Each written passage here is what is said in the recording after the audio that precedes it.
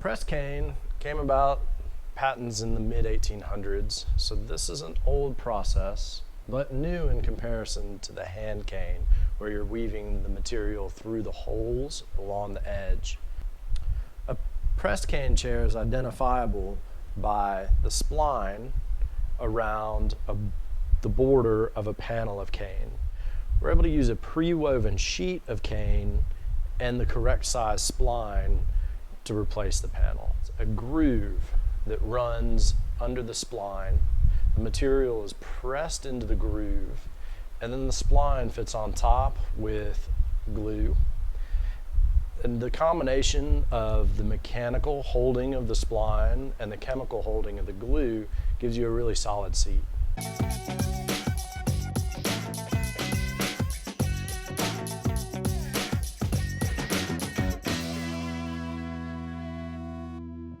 And score both the outside and the inside of the spline.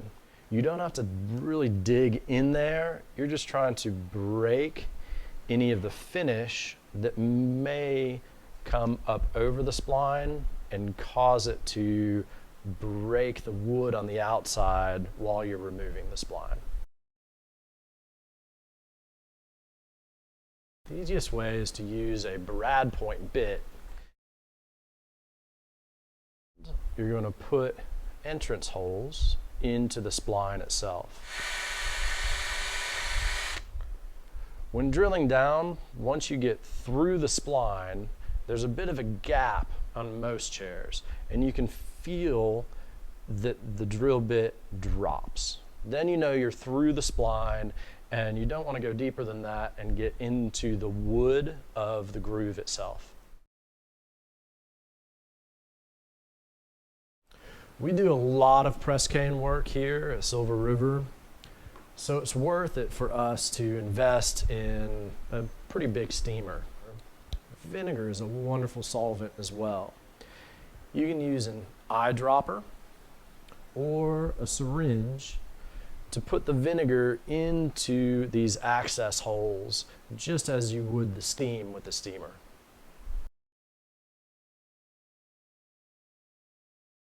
Here's a couple different types of chairs and whether or not we would use steam or vinegar and the reasons. This one you can see is already starting to pull up. The dark finish makes it so that the steamer might ghost the finish and then you have to clean that up later. This one is a candidate for either the steam or the vinegar. This particular chair has a shiny black finish. The steam really has a tendency to cloud it, and so I would definitely use vinegar here.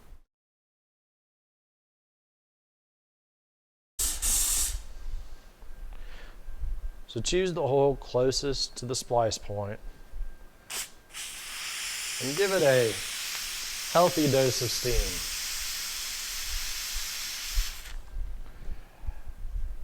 At that point, using the chisel of your choice, this is actually referred to as a caning chisel. It has a little bit of an edge on it. Start to work your way down and pry the spline up. If you're having trouble prying the spline up, give it some more steam.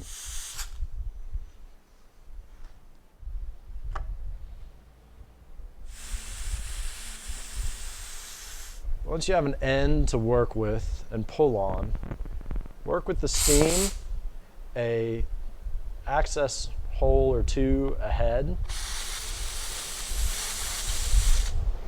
and give the spline a pull and it should start to come out. The spline has started to split a little bit, so we're going to give it a clip and then start over reprying where it ended up. Be very careful not to chip the wood out on either side.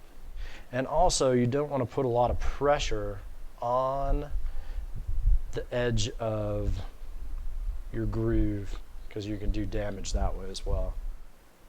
If you have a tool that you can rest your chisel against and pry upwards, that's better than using the chair itself. A straight chisel can help you run down and pry up.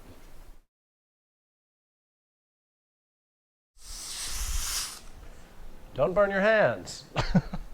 I should not have been holding on to the spline as I was doing that. Anyway, steam is hot. And here we are at the end of the spline. Now that we have the spline out of the groove, we're going to cut the panel and give yourself a handle to start to peel this material up.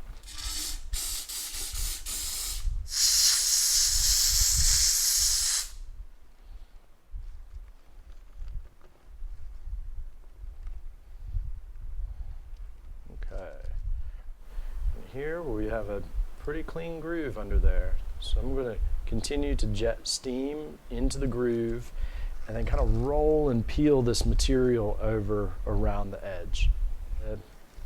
We're having to go through and really come back and restart, peel it up, just trying to get as much of that material out as you can. Using the needle nose pliers to grab the material and roll can be helpful.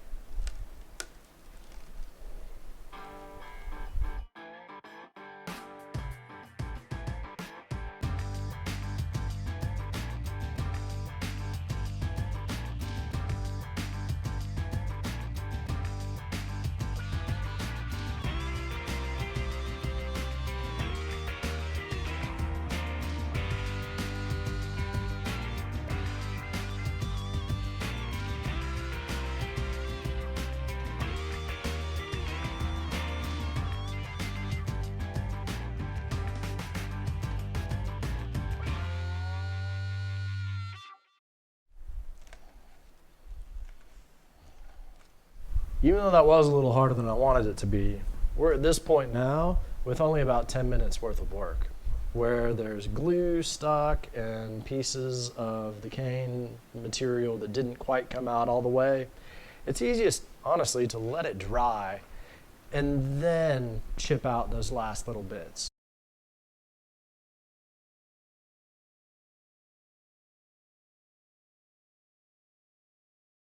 I'm applying the vinegar into the access holes using an eyedropper this time. And any extra vinegar, you want to make sure to wipe it off of the finish because it can damage finish. If you have access to a syringe, it gives you a bit more control over the amount of vinegar that you're putting in each access hole.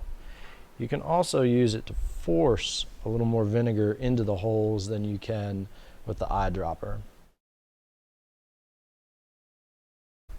I'm going to give this a shot and see if the vinegar did any good. I'm not loving the way that that's feeling. I'm going to try one more spot. Well, all right.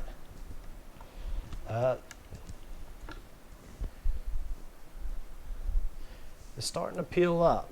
If you have a spline that's being stubborn and you're using vinegar, it can be helpful to run a bead along this inside. We want to keep the vinegar away from the finish as much as possible. That utility blade cut along this inside should open up the grain a little bit and allow more of the vinegar to soak into the groove.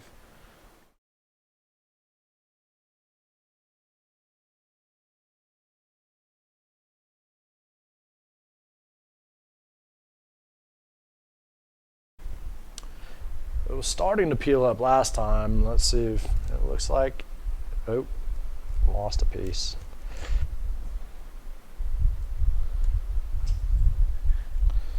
It looks like it's gonna start to come. Yeah, there we go. Nope, lost it again.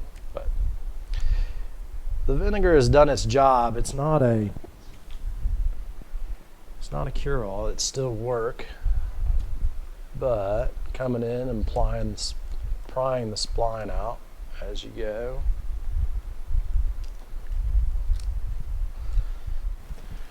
This looks like it's going to start to peel up just fine, and the panel is coming with it, leaving a pretty clean groove afterwards.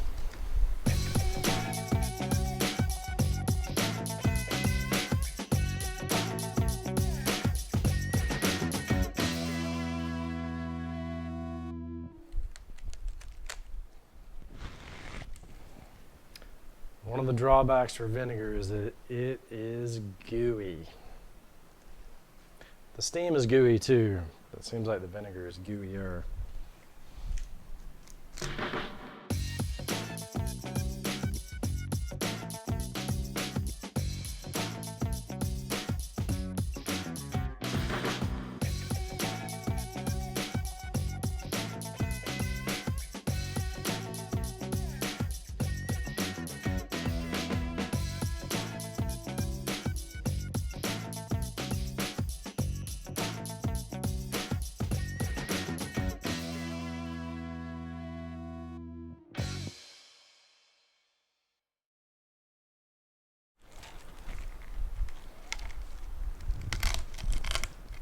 I've gotten the bulk of the material out of the groove.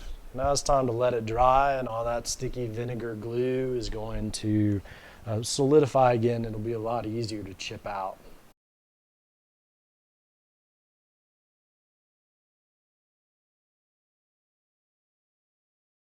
We had gotten most of the material out of the groove.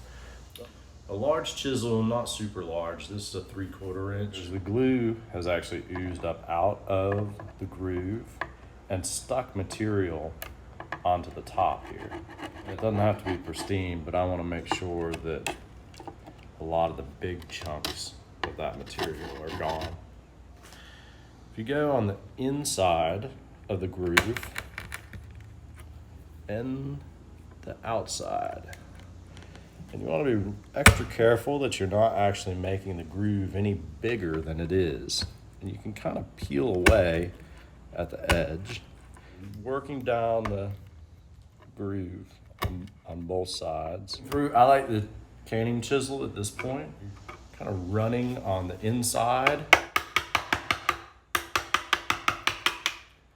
and then the outside.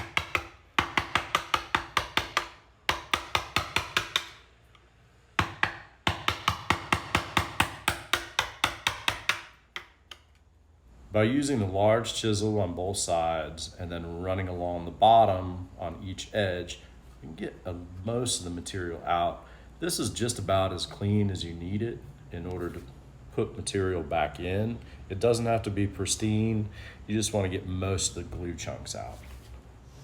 I'm going to continue to clean out the groove using the chisel along the edges and then down the middle.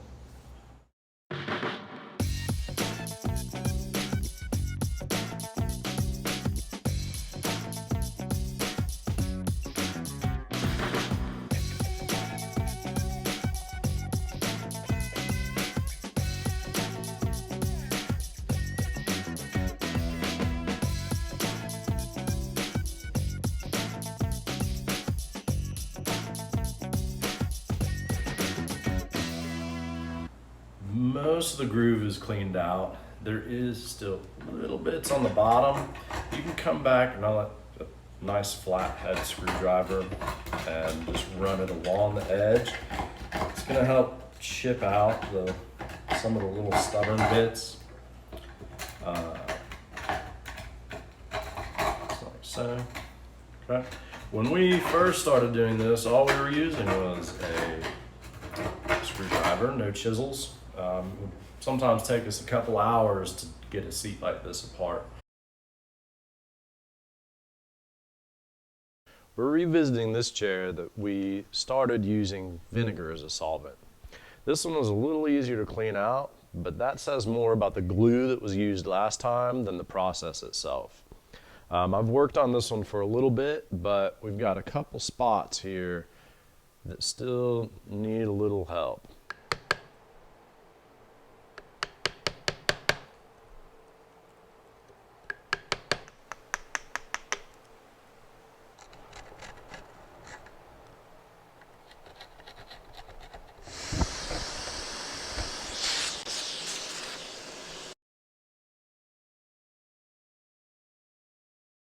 Couple of safety concerns. Really, I should be wearing eyeglasses. There are little flying chunks when you're doing the chiseling. It's better to be a little cautious as opposed to ending up with a chunk in your eye. Also, wiping over the top of this, you can pick up splinters. I was also doing that, and it's not the best idea.